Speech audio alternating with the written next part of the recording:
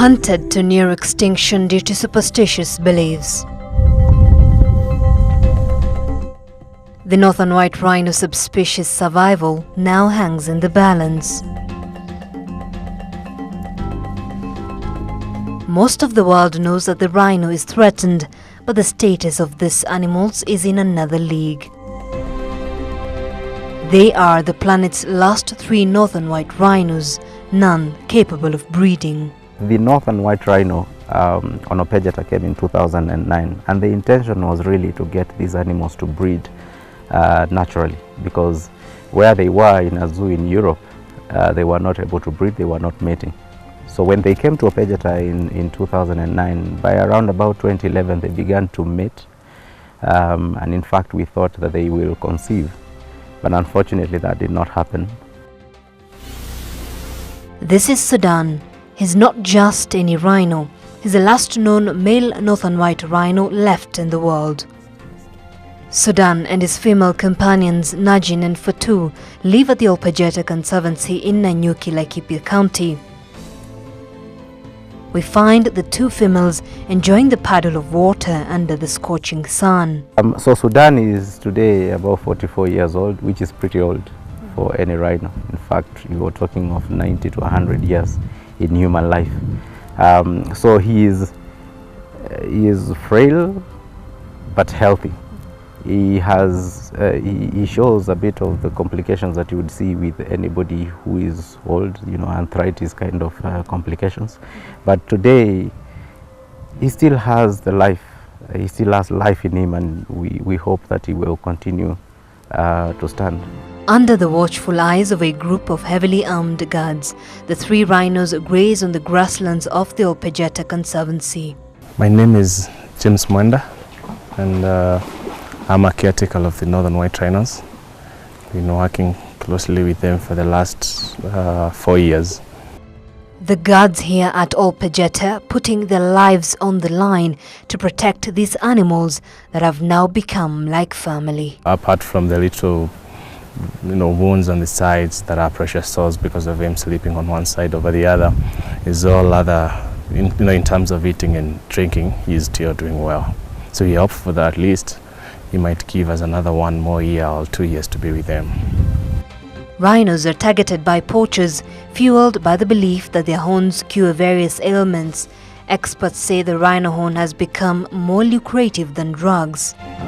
I don't think there is ever a time that we kind of lower our guard. When we look at poaching, it's all about people looking to making money. And therefore, what we are very certain about is that all these threats are ever imminent. Trade in rhino horn is completely illegal, but demand from Vietnam and China fueled poaching and smuggling, putting the rhinos at risk of extinction. And what role does the community play to ensure these animals are protected? You can only succeed in conservation. You can only succeed in deterring poaching and illegal wildlife trade if you really engage the communities that live with that wildlife. They are the people who suffer the greatest impacts, negative impacts occasioned by wildlife. It could be farm raids, it could be maybe a death occasioned by wildlife. They really understand the local scenario and the local circumstances. So it's very important to look at them as an asset to the fight against poaching and illegal wildlife trade.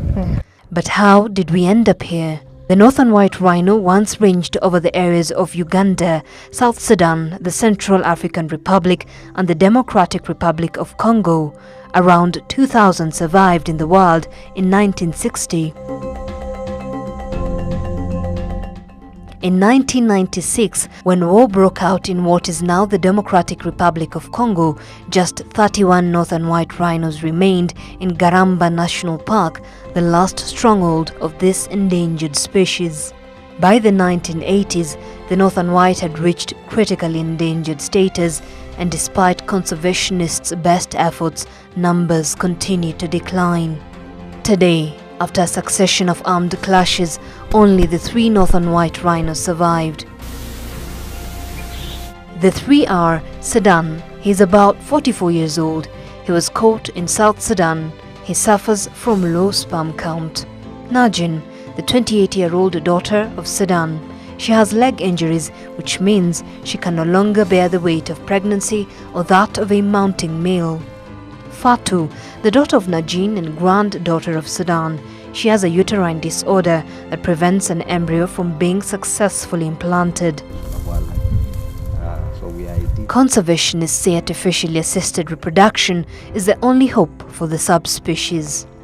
So you are faced with artificial reproduction methods to try and save this species, of which the one that has been identified by a group of specialists to be the most viable at the moment is IVF, which is in vitro fertilization, where you pick an egg and a sperm of an animal, fuse them together in a lab environment, and then of course implant this on an ideal candidate, in which case this would be a southern white.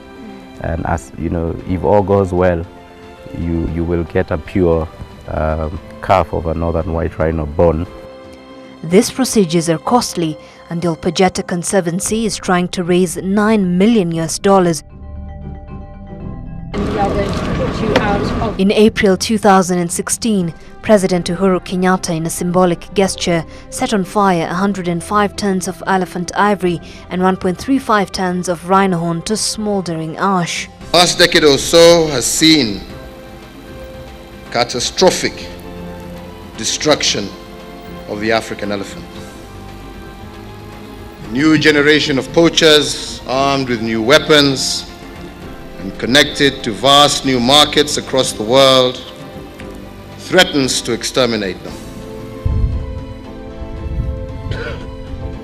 On my right is Najin and Fatu, the two of the only 3 remaining northern white rhinos in the entire world, a subspecies that was wiped out due to hunting, poaching and civil war that ravaged across the north of Africa. And now they're here at the Ol Pejeta Conservancy. The rhino is an icon species.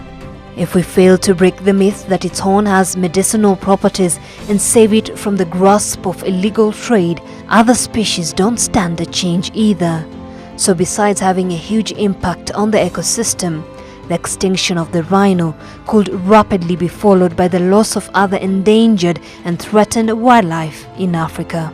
The world is ours, and what we do to the environment to have some impact in it, we can't see it in their eyes right now, but the future generations are the one who will enjoy it. So it's worth taking the good cause and trying to protect these animals just for future generations to have a chance and see them like we are seeing them today. For Wild Diaries, Zainabi Ismail, Ebro TV.